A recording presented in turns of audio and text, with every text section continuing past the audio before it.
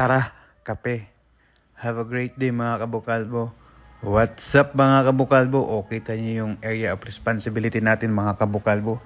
Ang ganda, di ba? Yung mga ganitong view mga kabukalbo ba? Yung malayo ang tingin mo. Talagang ma-realize mo na, uy, may utang pa pala ako, hindi ko nabayaran.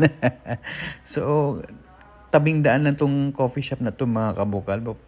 Pag ganitong lugar na napakalinis, maganda yung panahon, tapos mahangin, talagang sana all ka talaga.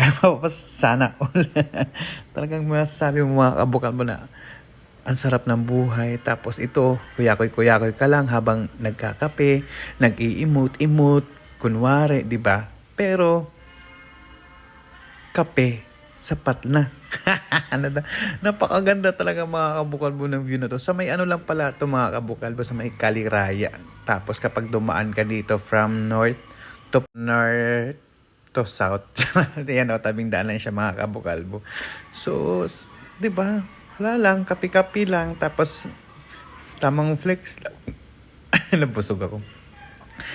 Wala, mapapakanta ka na lang talaga mga kabukalbo na na na na na na.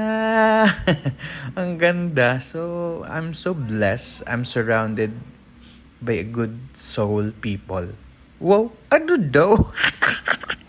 So wala lang, nagmamayabang lang habang wala lang, nagkukuyakoy ganun, nagflex lang. Hoy, mura lang din naman tong kape nila mga kabukalbo. Yan oh, masarap din yung kape nila, Roa Coffee ang pangalan. Oh, di ba? Kita mo yan. So, wala lang to. Flex lang tayo, di ba? Kasi parang mesmerizing yung area. Wow, mesmerizing.